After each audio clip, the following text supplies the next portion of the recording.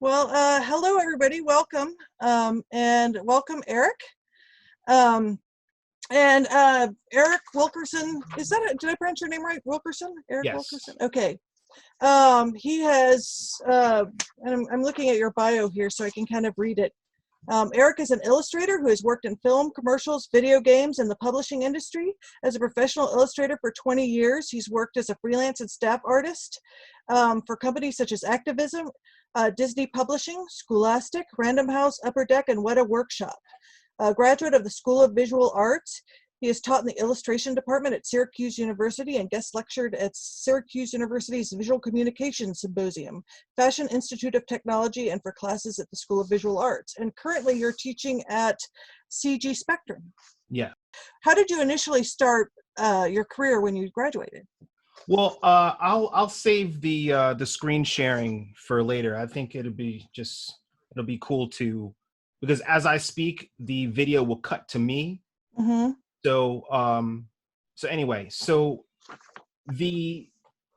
all right. So my career has been a roller coaster. I tell students this. I tell when I do guest lectures, it's been an up and down, twist and turn, crazy adventure. But it's been my path. It's been an eclectic mix of good and bad, but fun. When I graduated, I rolled out of bed the morning after getting that degree, and I was petrified.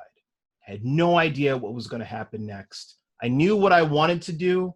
I just didn't know how to get there. And there was no such thing as Google search. So you just kind of had to call somebody up and say, what do I do now? But I got a phone call from the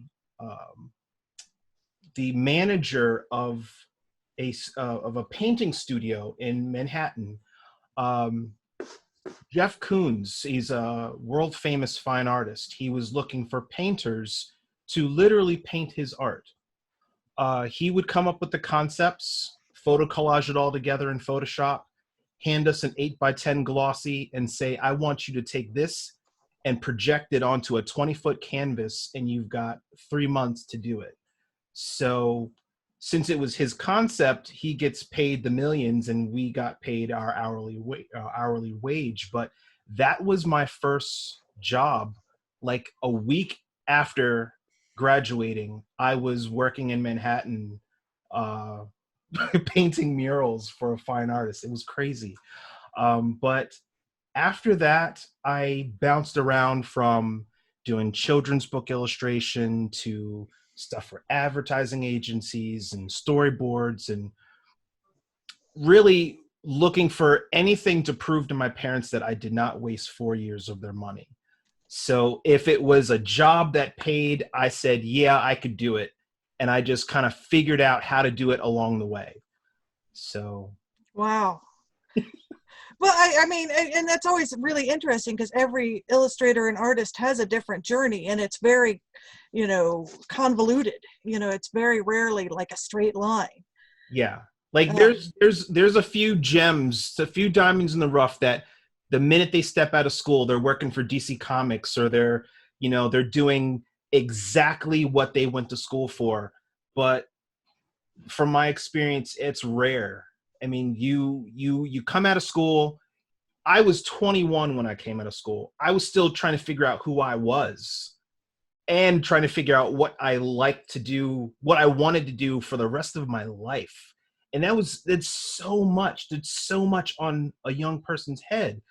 And to just say, oh yeah, we'll just put your portfolio together and go out there and get work. Like it's overwhelming. But I knew that I loved sci-fi and fantasy art.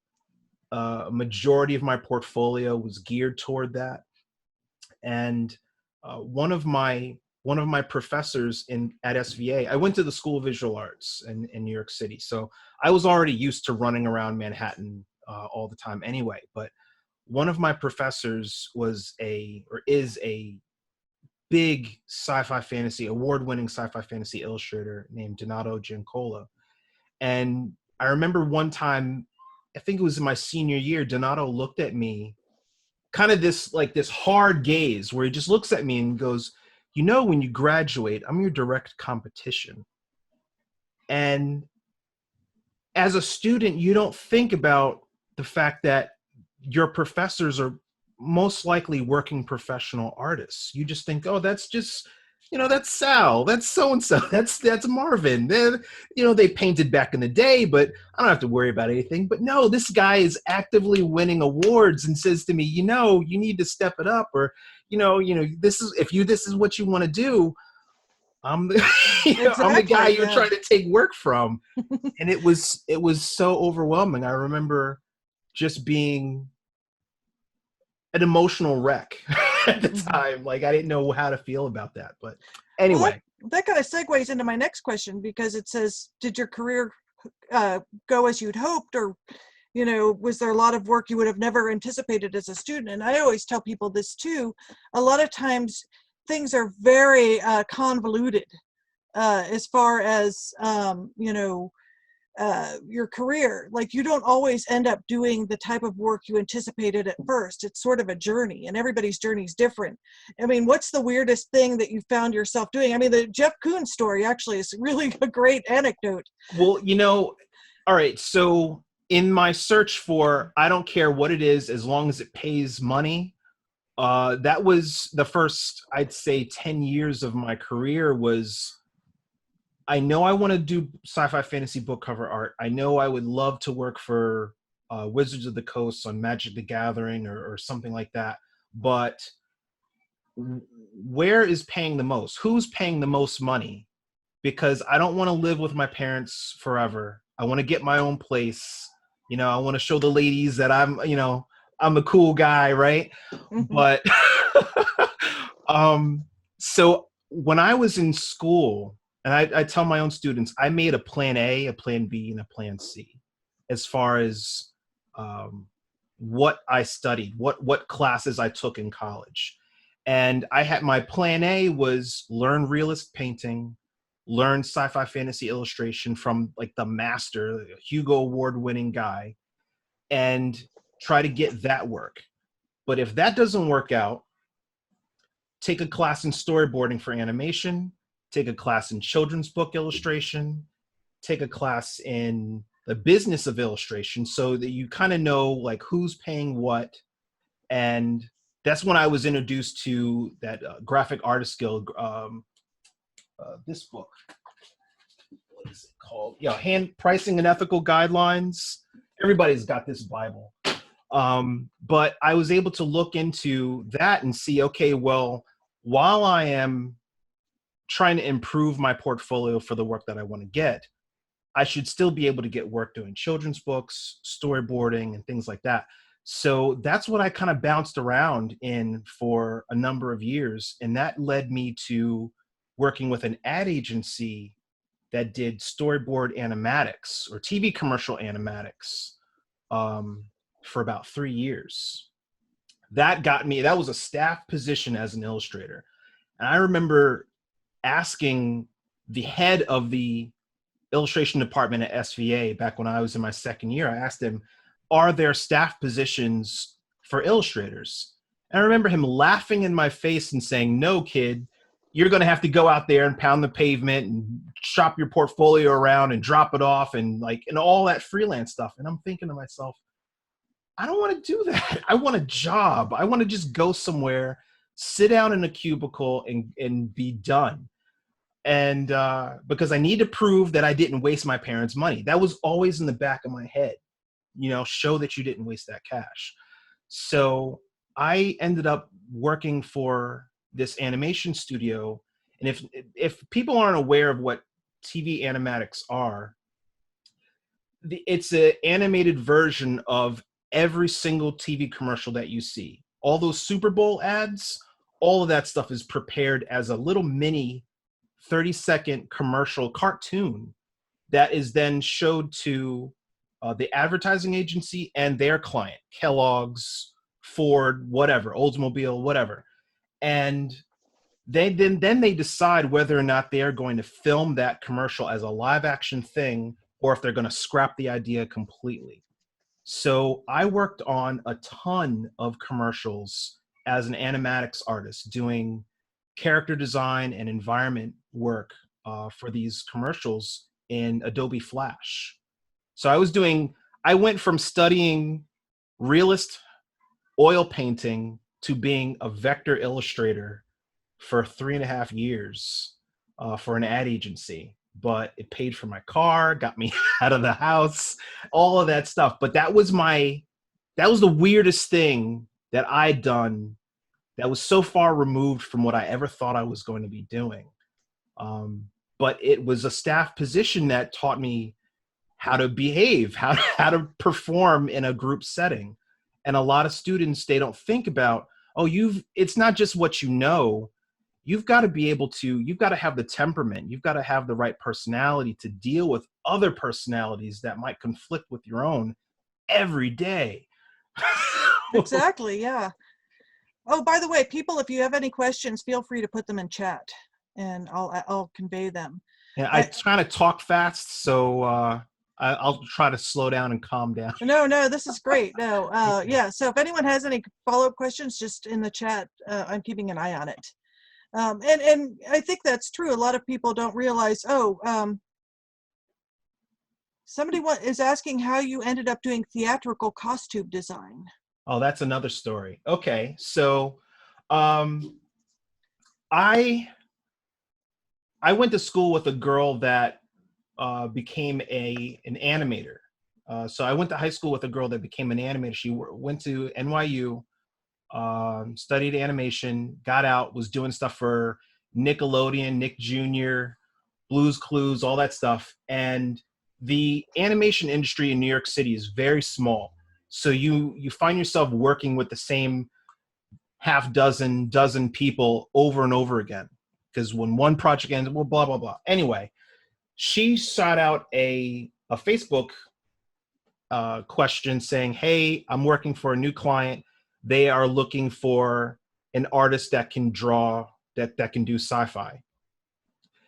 And all of her friends were all animators. So, it's one of those calls for post your link and I'll send it to them. And so I'm going through all the links and it's all animators. Like, they're not asking for people that could do motion tweens. They're asking for people that can do sci-fi art. So I said, Dana, send them my stuff. And I'd say like 3 days later, I got a phone call from the Blue Man Group.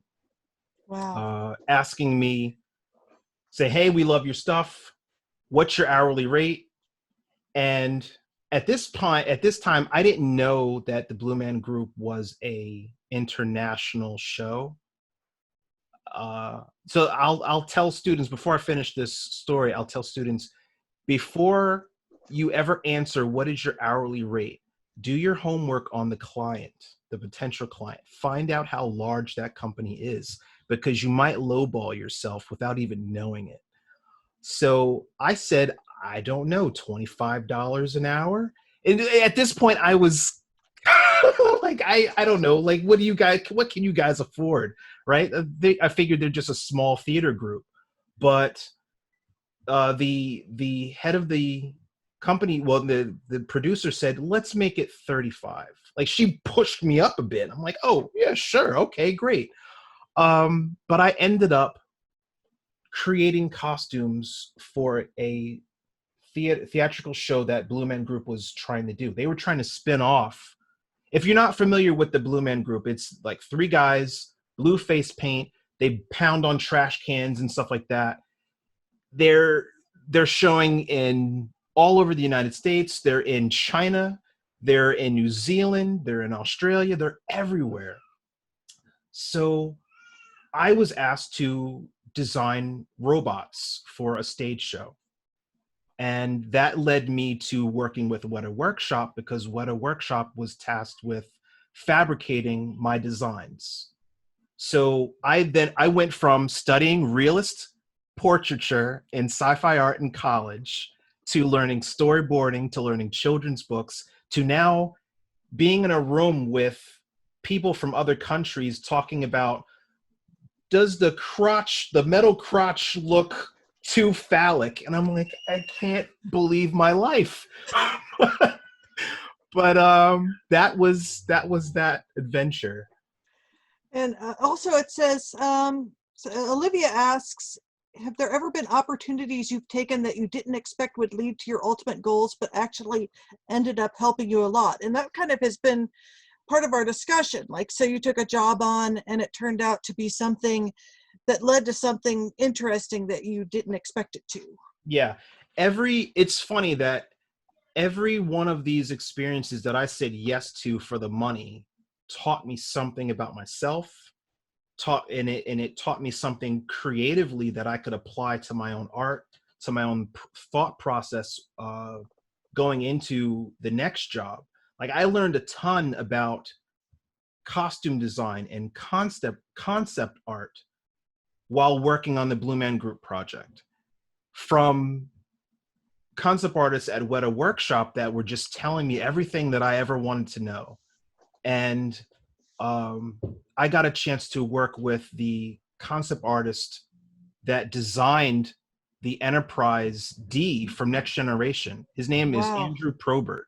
Andrew designed the interior and exterior shots for the Enterprise from Star Trek: The Motion Picture, and he also designed the interior and exterior of the Enterprise D for Next Generation, and designed the Ferengi and a lot of the aliens from the first season of TNG. So I'm sitting next to this living legend in my eyes, and I'm like, oh my God. And he's just pouring information to me. And I was able to use that moving into the next job and the next job. So now I'm in a position where I am teaching students illustration and concept art, and I'm basically just regurgitating what I've learned along the way. And it's just been such a crazy adventure. I never would have expected, but when you are applying for certain jobs, saying that, yeah, you worked with a Weta Workshop kind of opens up, some doors. So it's pretty cool. Well, this is a good segue. I'm going to kind of mix my questions up a little. And I'm going to ask what your favorite techniques are for making illustrations. And also, how has that changed? I know since I've gotten into illustration, how I create stuff and interact with clients has completely changed. And I suspect it's similar with you. Yeah, actually, it has, because when I got out of school, after the Jeff Koons project ended, I was back in that limbo stage of, oh my God, what am I going to do now? I've been painting murals, and now I haven't had a chance to work on my own portfolio. And oh my God, what am I going to do? There was a forum, a concept art forum called conceptart.org back in the early 2000s. It's long since gone now, but a lot of the illustrators, a lot of the concept artists that were on that site would be having discussions about, well, if you want to get into a career as a digital illustrator or concept artist working for AAA studios, you need to know 3D. You need to know some 3D package. At the time, for video games, it was you needed to know 3ds Max. And for movie work, if you wanted to get into doing movie work as a concept artist, you needed to know Maya, because that was what they used for the Lord of the Rings films and all that. So I went back to school for an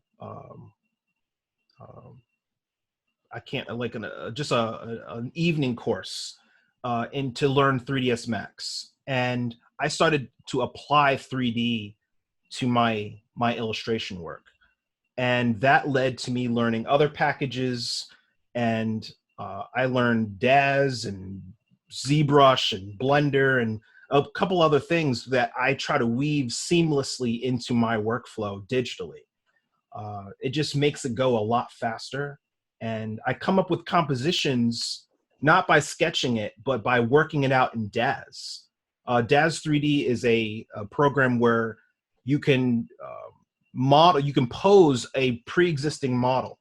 So I take the camera and I move it around that 3D model, and I say, okay, my sketch had it eye level, but what happens if I just drop the camera so that we have more of a Dutch angle and we're looking up at the character? And then bang, I just hit render and then go from there. Wow, what's the name of that program? It's called DAZ 3D. DAZ? DAZ. Oh, interesting. I've not heard of that one. Yeah, it's a free program. Where they get you is if you want to clothe it, give it different hair. You want the character wearing a cool sci-fi armor or something like that. Then they nickel and dime you. But it's so worth it, because I've had experiences where, especially recently, where I've been working on more middle grade book covers, finding a child model that can emote is so hard, and they're expensive.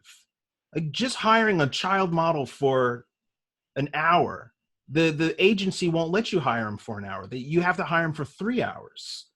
So, and then that on top of booking a photo studio in New York City, that's like a chunk of the budget. So I get a child model in DAZ. I can morph the features to what I want, and now I have an existing free model that I can use for the entire book series. So that's very efficient. Yeah. And I have a question here from Tan Mai. Do you have a preference towards freelance or working in-house? And would you recommend one of those places to fresh graduates? That actually segues to another question where I was saying, what should every illustrator do when they're getting started? Now, I mean, I'm prefacing this with what we just talked about. There's not a lot of in-house, unless you're working in video games or, an agency of some kind. Well, I mean, and I say it to students because since every illustrator's path is different, I don't want to say the wrong thing, but it really depends on what you want to do. So if you are passionate about video games and you know that there's really nothing else you want to do, then there are illustration positions in the video game industry. There are illustration positions in the visual effects industry. But you have to understand that some of those visual effects jobs are contract positions that last per movie. Usually they just keep you on because they've got a lot going on. It's usually you won't just be applying to a studio that only has one thing lined up. But there's also ad agencies and things like that. But it really depends on what you want to do. Also, if you see a job, if you go to a job site, a creative job site, and you type in illustration or illustrator jobs, you got to be very careful with the keywords. Because if you type in Illustrator jobs, it will call up all the graphic design jobs that need you to use Adobe Illustrator. And if you don't want to do vector art or don't have a portfolio for vector art, that's a waste of your time. Typing in concept art or illustration, digital illustration, keywords into those job ads will call up new options for what you want to do. But it all comes down to, is this what you want to do? Where do you get most of your work these days? It seems like there's a lot of portfolio sites, and these days, where do you find is the biggest source of your paying work these days? Well, I was using a site called, let me, hold on a second. Let me make sure I have it, I say it right. Coraflot. Oh yeah, that is a great site. Yeah, Coraflot. I applied. I typed in the keywords digital illustrator, and applied for a position as an illustrator working for an ad agency in New York City.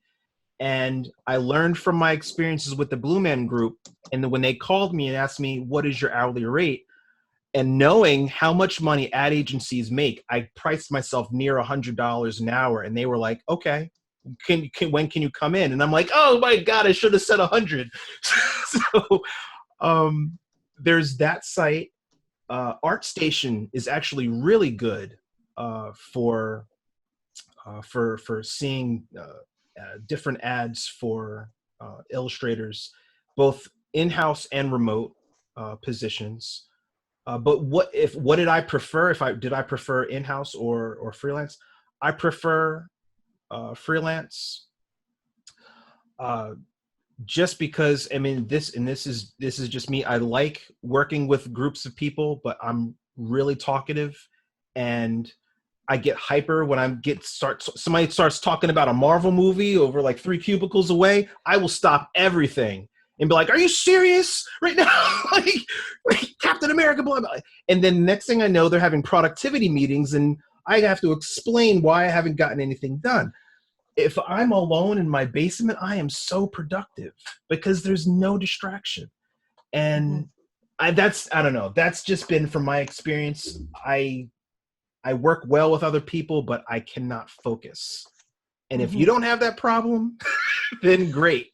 So that's just been my experience. So, and kind of talking about clients, what is a bad experience that made you change the way you dealt with clients? Because,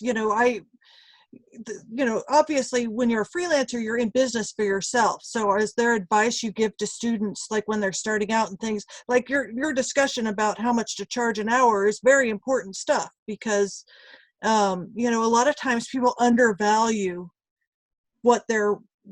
for some reason people have been taught that work's not worth anything, and so they tend to constantly undercut and undervalue. And actually a couple of years ago I doubled all my prices, and it actually has worked so much better, with these illustration projects. right. Well, as far as bad experiences with freelance illustration, I can't say that I've had anything that has just been so over the top ridiculous where I had to send angry emails or never got paid for something. I think for me, it always comes down to asking myself, is this what I want to do? And if not, how can I change that? There was one job I did for a company in India. I saw it was like an ad that I answered through like one of those concept art sites like ArtStation, and the company wanted me to, since I had done vector illustration work in the past, they wanted me to design characters for a mobile game. But I guess there must have been something lost in the translation, because they were only paying $750. And I'm thinking it was just to do the character illustrations. But then the guy wrote back and said, no, it's for the entire game.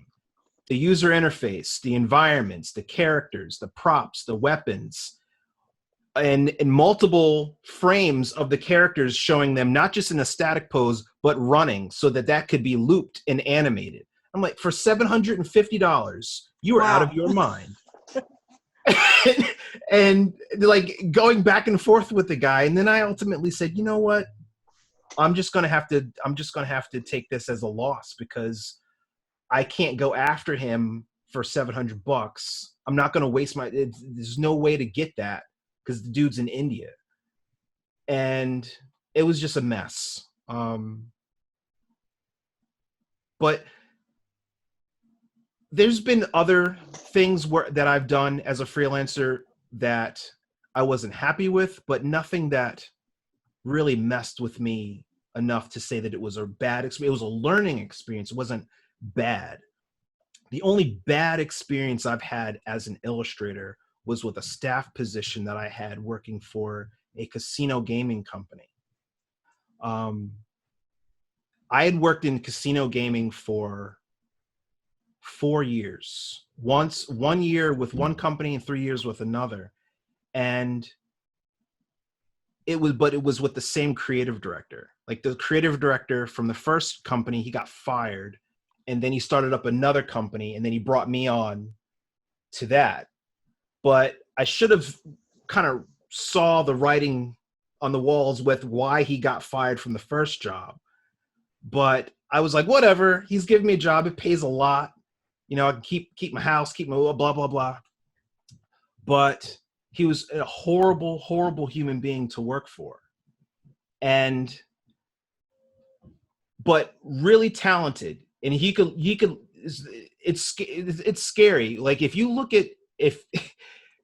have somebody call you up and you're doing screen sharing like I'm doing right now, and he can look at your Photoshop file and actually tell how long you actually put into that, how much effort, how long it took you to do that work. And you look at it and go, how long did this take you? And I would say 10 hours. And you were like, no, it didn't. Like, so it was so stressful. It was such a stressful job, but it wasn't illustration. It was graphic design with a little bit of illustration.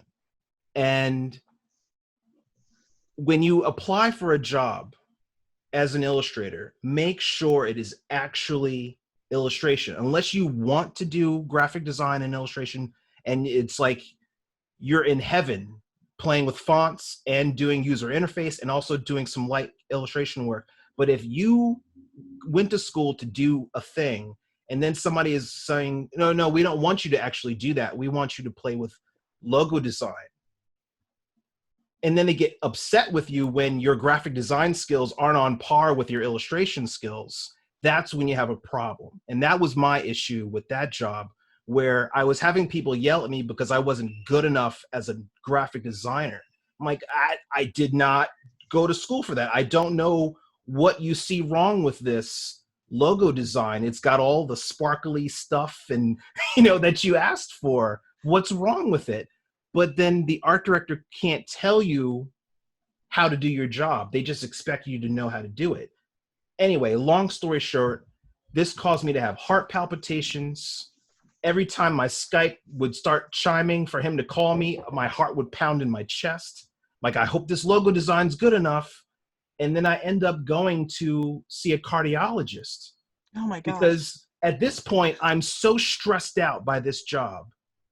I'm worried about paying my mortgage. I'm worried about how am I going to, afford to take care of my family and all this stuff. But at the same time, I'm like, I hate this. I am not a graphic designer. I'm an illustrator. And I have people yelling at me because I'm not a graphic designer. I'm like, why did you hire me then? Mm-hmm. That was the worst. And when I'm sitting in a cardiologist's office and they're testing me, they putting all these, sensors on me, and then ultimately say your heart's fine. Maybe it's just stress. Maybe you need a new job. So let's segue. I'd like you to show some of your work. Oh yeah. Let's have you, and so you can screen share, and I don't think it will show us so much while you're showing the work. So, and talk a little bit about it. And one thing to think about as you're showing your work too, as an illustrator, one thing when you're first getting out that you probably don't understand is you're going for a whole career. You might be doing this for 50 years. So as you're showing us this work, kind of tell me what you think you want to do next. Like, what is your dream project at this point? You've done a lot of really interesting projects and assignments, but obviously there's still stuff that what frontiers do you want to tackle next? So let me switch over to, let me share my screen, and you tell me if you can see my Yeah. Okay. So this is my website, and so I did this painting back in 2018, and I kind of hit a low point emotionally. Like, the one thing about working as a freelancer is you are alone with your own thoughts all day. And if you are having a bad experience, a bad time, and you're not sharing or talking to other people, it's just, you've got the angel and the devil on your shoulder, like, your stuff sucks. Why are you doing this? You should quit. And that was my experience. Like, the fall of 2018, I was coming off of doing a job for an ad agency, and I wasn't happy with the type of work that I was doing. I wasn't getting the book cover illustrations that I wanted to get, and I was really frustrated. So I said, you know what? I think I'm gonna try to find a different career, a different job entirely. And that was where I was at in my headspace. Not, you have done all of these amazing things, why don't you try to find something or create something that can focus all of that experience. I was just like, nope, I'm out of here. But before I leave, before I find a new career completely, I'm going to paint something that I know no art director is ever going to ask me to paint. A bald black woman in space. And I painted this piece and it went viral. I have no idea. I still get people tagging me in it on Instagram. I have no idea to this day how many people have seen this piece worldwide. But the cool thing is that it was seen by my now agent that saw it on Twitter. I posted it on Instagram and Facebook, and they saw it on Twitter. I have no idea how that happened, but they contacted me and asked me if I was interested in representation and what kind of work I would like to be doing more of. And I told them. So they showed my stuff to Disney. Disney said, we love it. See if he's available. And I ended up doing this cover, which is the first book in a series called Tristan Strong Punches a Hole in the Sky. This is now a Caldecott, not a Caldecott, a Coretta Scott King award-winning book. Nice sticker with my cover art on it. And I've just been, I told the agent that I wanted to do more middle grade because I wasn't seeing the kind of illustration that I wanted to do in adult sci-fi fantasy. It's more, a lot of the adult stuff is more gray, muted, and weird looking. So that segued into me doing something for Scholastic, which is another book series that I'm doing right now, based on Shuri, the Black Panther's sister. This is based on the Black Panther comic and movie series. So I'm actively in the middle of working on book 2 for this project right now. This was done for Call of Duty 4, EA Games, Activision, and they wanted, this is a comic book cover, and they wanted the 2 of the characters like fighting in a junkyard. And I thought it would be really cool to have the entire illustration take place upside down with the characters in free fall, like plummeting toward the ground. I did a number of projects for Activision where they had me take their existing characters that they had already done 3D models and stuff for, and say, make an illustration around that. So I did a bunch of these, had a lot of fun with them. They gave me pretty much free reign to just do something cool with the character. These all digital? These are all digital. These, yeah. The only oil painting is that one. Mm-hmm. So the thing with my workflow is I don't want the client to know that there's a difference between my oil and my digital. I worked a long time to make sure that they couldn't tell the difference. And I add textural stuff to the finished piece. Brush strokes and noise, grains and things like that to give it that textural quality. But I don't want the client to see the difference, because if there's a discrepancy and then they say to you, well, we like your oil painting and we like your digital, but we don't know which one we're going to get, then they're nervous, and then they might not work with you. So Olivia's asking what program you use most frequently to do your digital art. All Photoshop. Okay. I tell my students who swear by Procreate or Coral Painter or Clip Studio or Manga Studio or whatever it's called now, but all of those programs in one way or another are trying to be Photoshop. They're trying to offer what Photoshop does and what Photoshop has been doing for decades. And I tell some students, everybody is trying to be the king, but they can't be the king. So I'm just gonna, and at some point in time or another, you're gonna have to take that Procreate file or that Clip Studio file, and you're gonna have to bring it into Photoshop to color tweak whatever. So you might as well do it all in one stop shop. But yeah, these are paranormal romance covers. I don't know how I got wrapped up into doing these, but They were fun to do. A lot of paranormal romance is all like photo collage, um, tight leather, trench coat wearing, gaudy looking things. And the author wanted to do something more illustrative. And I said, okay, well, I'm not going to do what you've been getting. Like, I'm going to do a narrative moment. So we tried to ramp it up and do this woman with these telekinetic powers and show that on the cover instead of it just being a cheesecake shot or beefcake or whatever it's called, beefcake shot. So this was that whole series,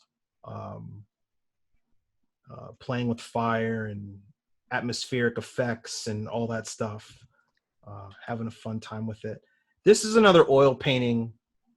And I tell students the great thing, and I'm so glad that I learned how to paint traditionally, because the great thing about doing work in oil paint is that you have an aftermarket. A lot of digital painters, they're so excited to get the work, and after the job is done, they can't really do anything with it but sell prints. And if you're, I mean, unless you're attending a ton of conventions annually, selling prints at $30-$40 a print, you're not going to really make a lot. So being able to then do a job for, let's say, $3,000 or $4,000, and then to turn around and sell the original painting for an additional $4,000 or $5,000, it's fantastic. And then on top of that, sell prints. Well, and also, I always tell people it's good to learn how to paint traditionally first, because there's a lot of stuff that you do digitally that's very similar to traditional paint. A lot of people think they're at odds with each other, but they're actually very similar. Yeah. Like stuff in here, understanding lighting and glazing and atmospheric haze and value control and all that stuff. I learned all of that while learning how to oil paint through different studies and temperature control for the skin and all of that stuff, so that when I dove into doing the work digitally, I'm thinking with an oil painter's mindset. So there's no gimmicks. I'm not photo bashing and then painting over it. I drew all of that and then painted it. So this is another oil painting from this same series. This is book 2 for that series. Got paid for the job, sold the original painting. So every time I do a digital painting, I always feel bad that I don't have an original. And when I did this job for Scholastic last year, the author reached out to me and said, "That is amazing. How much do you want for the original painting?" And I thought, oh my God, I could sell you a couple prints. And I felt really bad. So for book 2, I'm excited to try to paint it, but I don't know if I'm going to have time.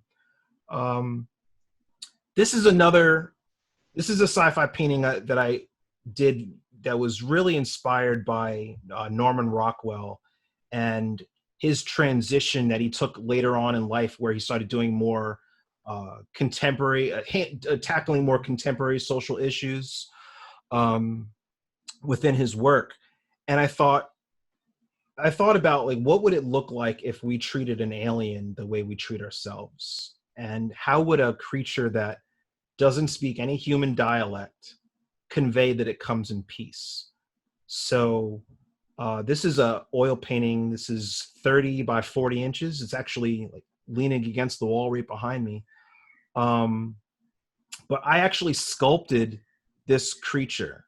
Actually, also, I forgot to mention, I took a sculpture class in college. That was my plan D. But I learned a lot back then that I still apply to my workflow now.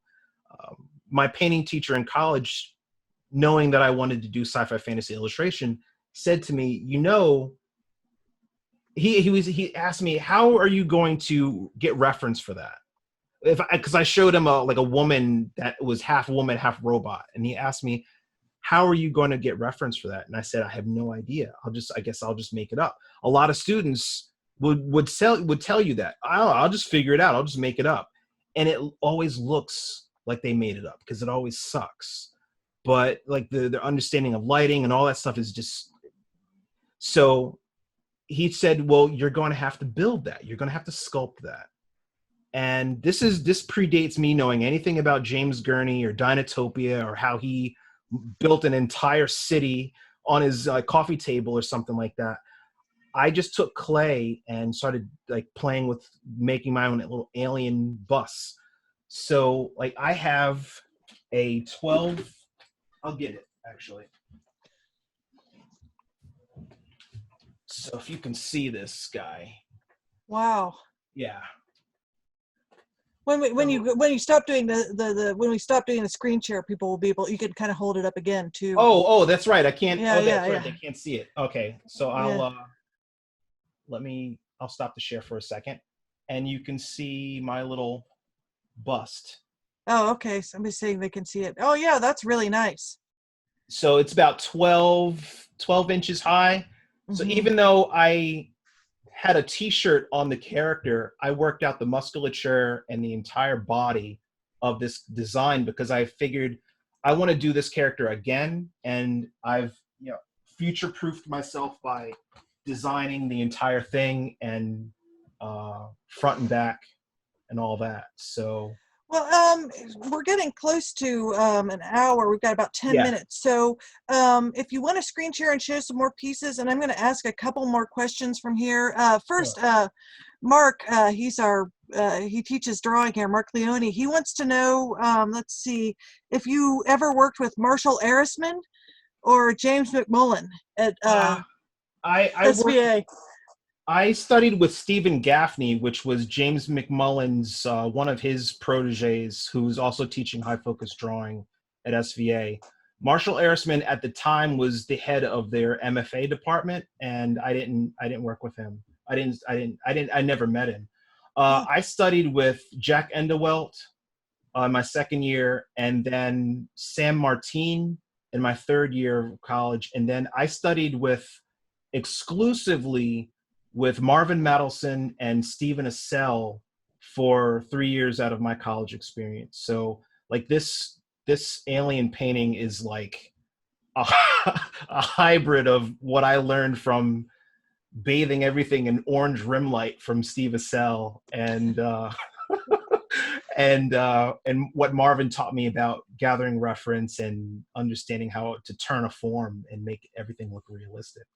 Is this the painting that actually got damaged too? Yes. Okay. Yeah, Oh, the man. forklift went right through the arm here. Oh, man. So, but I fixed it. Yeah.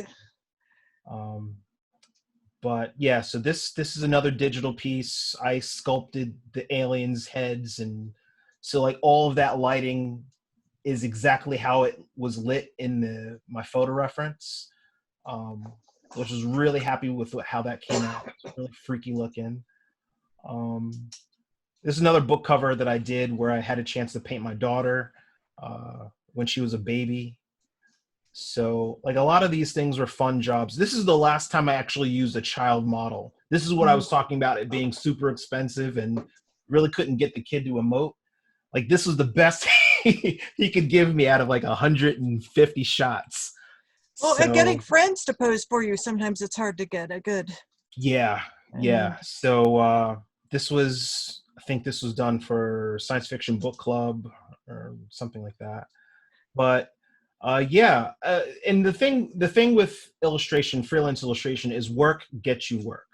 So I know people might get scared about, well, how do I get that first job or something? But what I would typically say is for anybody that's interested in doing sci-fi fantasy specifically, to attend a convention. I don't know how long we're going to be locked off in our homes, but I would say attend a convention like IllexCon, San Diego Comic-Con, Spectrum Live, something like that. Something where art directors from specific companies are going to be at. Show them your work. Network with other artists. A lot of jobs that I've gotten came from somebody saying, I can't do it, but I know a guy. Give it to Eric. And it's interesting. Like I just finished doing my first magic card, And the art director is a guy I've known for years. And when he got the job, he was just like, let me call up Eric and see what he's doing. You know, if I had been a jerk to him, you know, I would have had something else going on for March. I don't know, but it was a good opportunity, good experience. But yeah, these are things I've worked on for a variety of different companies. This was a magazine cover that I got because somebody else turned it down. A friend of mine that I worked with at the casino gaming company, he turned it down because he was too busy doing something else. And he recommended me to the art director. They contacted me and gave me the brief for this job. But the story was told posthumously from the point of view of the sports writer, like talking about the most popular baseball player in the 25th century. But at no point in the story did it ever say that she wasn't a black woman with Afro puffs. So I was like, well, if you don't specify, that's what you're getting. And the writer, the art director, the head of the company all emailed me like praising the piece. So I was like, okay, at least I know that they're not going to cancel the job on me. This is a piece that I did. This is all oil paint. This is actually on my wall in front of me. Near life-size heads. It's 24 by 40 inches. And I sculpted this alien. The light hitting this side of the face is the window light from my kitchen. And the light hitting his face here is the ceiling light in my kitchen.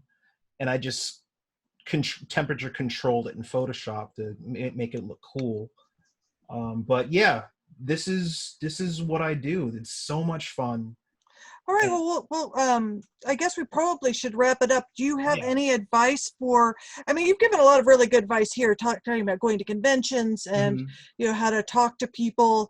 You know, and obviously, I mean, I always tell people this, and you probably say something similar, that you want to have the type of work you want to get in your portfolio. Like you can't say, I want to draw aliens and not have any aliens, or I want to draw giant robots and not have giant robots, thinking of who you're competing against in your portfolio. Exactly. So there's actually, I had written down notes for another webinar that I was going to do, but that got canceled, which answers your question. And I'll read it so that I'm not paraphrasing myself, which would be weird. Be passionate about what you want to do or what you don't want to do. This affects every other aspect of your being, mentally, physically, and emotionally. I learned that lesson the hard way walking out of a cardiologist's office. Know that your success as an artist will come from creating the art that you love, not by making what you think people want to see. Have a strong work ethic and be self-motivated. If you don't care about what you do and put in half the time or effort of other artists in the world that are doing the same type of art, it will show in your work eventually. If you make excuses for why you're not where you want to be, or for why you haven't completed a project then finding work doing anything will be difficult. And tailor your portfolio for the type of work that you want to get. So I think it all really comes down to being passionate and trying to figure out and knowing what you want to do and then going for it. So, and if there's any, so that's actually a really good closing talk, and this has been amazing work. I've got a couple other questions here. People are asking how long it takes you to work on the paintings. I assume it probably depends on what it is and what's in it. So a piece, like a multi-figure piece like this, took like 2.5 weeks to paint. It was like a month and a half from start to finish. This one took exactly 10 days. Digital pieces always go faster because I don't have to worry about drying time. So a typical digital illustration, whether it's a wraparound cover or just a front cover, typically takes 10 days to paint. So that's like the crispest answer I can give you. But let me show you a little video that I had created. Oh, and that's a great way to close. Yeah, that'd be Yeah, great. and I'm still showing my screen? Yes. Okay. Okay, so let's, and I think the audio should play.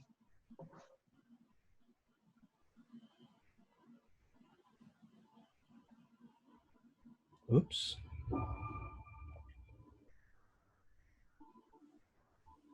Okay. Can everybody see and hear this?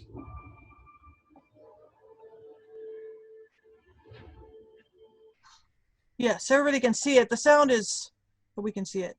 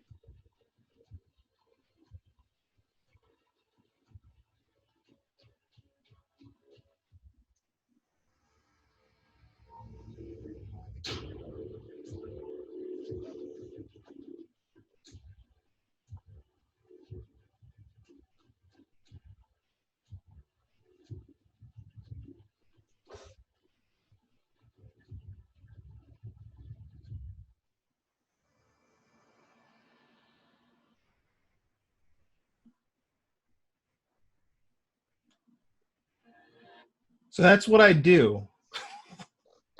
Well, that's great. I really appreciate if you want, you could stop. Do you want to stop square? Yeah, if you Oh want to. yeah, I'll Oh switch yeah. it back over to you and stop the share. Yeah, well, thanks everybody for coming. We really appreciate it. And thank you, Eric. You're welcome. You're welcome. Yeah, so you can see my stuff on ericwilkersonart.com. I try to post as much as I can on Instagram. It's also Eric Wilkerson Art. You can follow me there if you stretch your fancy. But yeah, thank you for inviting me, and this has been fun to share a little bit. And if anybody has any questions about anything that I talked about and want to talk about it more in depth, just reach out, DM me, email me. I'm always available. I never leave my basement. It's the life of an illustrator. Yeah.